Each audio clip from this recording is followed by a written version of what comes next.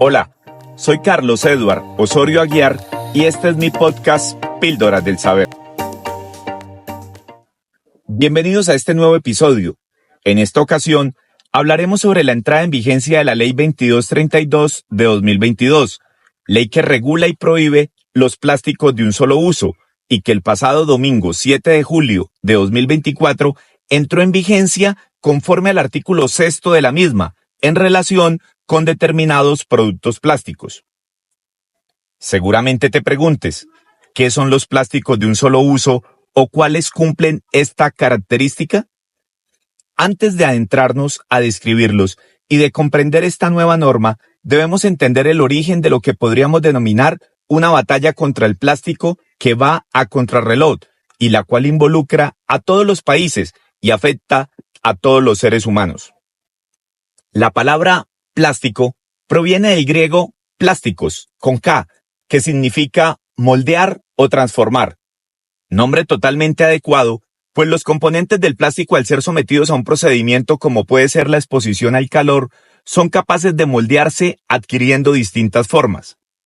Aunque la materia prima para producir el plástico son de origen natural, como el carbón, el gas natural, la celulosa, la sal y el petróleo, se suelen combinar con productos sintéticos o químicos que favorecen su moldeabilidad. Por esta razón, después de los años 50, el uso del plástico generó una revolución, reemplazando utensilios de vidrio, madera, metal, entre otros, haciendo que desde Estados Unidos, donde se originó su invención, migrara a todo el mundo y a todos nuestros hogares, pues ha facilitado la vida de la industria y de los seres humanos. Pero existe una problemática constante a raíz de su masiva utilización y rápida producción que ha generado una crisis a nivel mundial por no podernos deshacer del plástico de forma oportuna. Un ejemplo de esto es que en el mundo se venden 1 millón de botellas de plástico cada minuto, pero una botella de plástico tarda unos 450 años en descomponerse. Un terrible desequilibrio que está contaminando significativamente a nuestro planeta y afectando nuestra salud.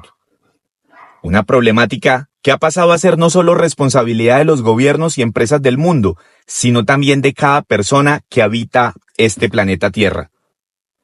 Cada persona anualmente en Estados Unidos puede desechar 221 kilogramos de plástico, en Europa unos 114 kilogramos y en Colombia un promedio de 24 kilogramos al año.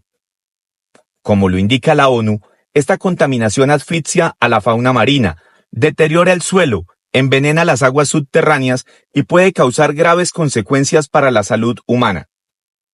Ahora, debemos saber que así como el plástico ha pasado a ser indispensable en la vida cotidiana de las personas, pues lo encontramos en la ropa, utensilios de aseo, cocina, envases y empaquetado de alimentos, hay que diferenciar de los plásticos que tienen una vida útil prolongada, como por ejemplo un juguete, un teclado de computador, soportes de ventiladores, entre otros, que podemos utilizar durante varios años. También están los que son de un solo uso. Estos son los que al momento de su primer uso los desechamos, sin posibilidad de reutilizar, y la oportunidad de reciclarlos es baja. El 91% de todo el plástico es de un solo uso, del que se recicla apenas un 9%. Lo demás, por lo general, termina en vertederos, ríos y mares.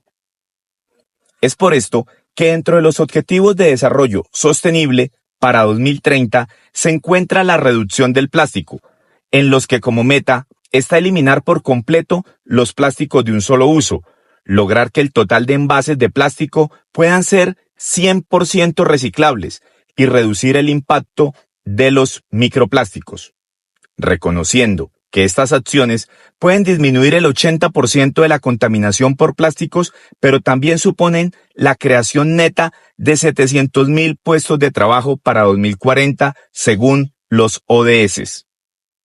Por esta razón, Colombia se ha sumado a la lucha para disminuir el uso del plástico, sobre todo los de un solo uso. Desde el 2017 a las bolsas plásticas se les añadió un impuesto que debía ser pagado por el consumidor. Desde entonces, cada vez que un colombiano compraba en un establecimiento y deseaba que se le entregara bolsa plástica para sus compras, debía pagar un valor de 20 pesos, que se fue incrementando de a 10 pesos por año, y también había un adicional por el tamaño de la bolsa. En este año 2024, el valor promedio pasó a ser de 66 pesos por cada bolsa plástica. En 2022, el Congreso de la República aprobó la ley número 2232 del 7 de julio, por la cual se establecen medidas tendientes a la reducción gradual de la producción y consumo de ciertos productos plásticos de un solo uso y se dictan otras disposiciones. El artículo 6 estableció unos plazos de aplicación de dicha ley, pues era razonable considerar una transición que permitiera a la industria adaptarse al nuevo marco jurídico. Por su parte, al diferirse la aplicación de dicha ley, el artículo 5 clasificó los plásticos de un solo uso en 14 numerales. Algunos de ellos quedarían prohibidos 2 años después de que la ley fue sancionada, es decir, desde el pasado 7 de julio, y otros 8 años después, es decir, a partir del 7 de julio de 2030. Los productos plásticos que quedaron definitivamente prohibidos desde el 7 de julio de 2024 son los enunciados en los numerales 1, 2, 3, 6, 7 y 11 del artículo 5 de la Ley 2232, que son los siguientes. Numeral 1. Bolsas de punto de pago utilizadas para embalar, cargar o transportar paquetes y mercancías, excepto aquellas reutilizables o de uso industrial. Numeral 2. Bolsas utilizadas para embalar periódicos, revistas, publicidad y facturas, así como las utilizadas en las lavanderías para empacar ropa lavada. Numeral 3. Rollos de bolsas vacías en superficies comerciales para embalar, cargar o transportar paquetes y mercancías o llevar alimentos a granel, excepto para los productos de origen animal crudos. Numeral 6. Mezcladores y pitillos para bebidas. Numeral 7, soportes plásticos para las bombas de inflar. Y numeral 11, soportes plásticos de los copitos de algodón o hisopos flexibles con puntas de algodón. Por su parte, los productos a los que se les dio un mayor espacio de transición y que solo quedarán prohibidos 8 años después de sancionada la ley, es decir, a partir del 7 de julio de 2030, son los establecidos en los numerales 4, 5, 8, 9, 10, 12, 13 y 14 del aludido artículo 5 de la mencionada ley. Numeral 4. Envases o empaques, recipientes y bolsas para contener líquidos no preenvasados, para consumo inmediato, para llevar o para entregas a domicilio. Numeral 5. Platos, bandejas, cuchillos, tenedores, cucharas, vasos y guantes para comer. Numeral 8. Confeti, manteles y serpentinas. Numeral 9. Envases o empaques y recipientes para contener o llevar comidas o alimentos no preenvasados conforme a la normatividad vigente, para consumo inmediato, utilizados para llevar o para entregas a domicilio. Numeral 10. Láminas para servir, empacar, envolver o separar alimentos de consumo inmediato, utilizados para llevar o para entrega a domicilio. Numeral 12. Mangos para hilo dental o portahilos dentales de uso único. Numeral 13. Empaques, envases o cualquier recipiente empleado para la comercialización al consumidor final de frutas, verduras y tubérculos frescos que en su estado natural cuenten con cáscaras, hierbas aromáticas, frescas, hortalizas, frescas y hongos frescos.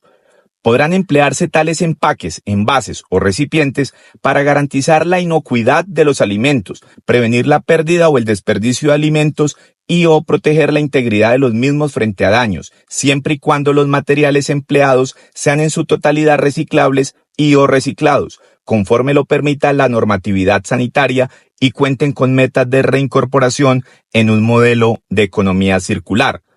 Y finalmente, el numeral 14, que dice adhesivos, etiquetas o cualquier distintivo que se fije a los vegetales. Téngase presente que el mismo artículo 5º precitado, que establece los productos plásticos de un solo uso prohibidos, también consagra un parágrafo donde se excluyen por justificaciones razonables en 10 numerales algunos productos que, pese a ser plásticos de un solo uso, se podrán seguir utilizando, como por ejemplo aquellos que se utilizan con propósitos médicos por razones de asepsia e higiene y para la conservación y protección médica, farmacéutica y o de nutrición clínica, que no cuenten con materiales alternativos para sustituirlos. También, como excepción, nos encontramos con aquellos que contienen productos químicos que presentan riesgos a la salud humana o para el medio ambiente en su manipulación. Vale decir, esta ley se sancionó un mes antes de que finalizara el gobierno del presidente Iván Duque. Sin embargo, la misma debía reglamentarse por el gobierno nacional.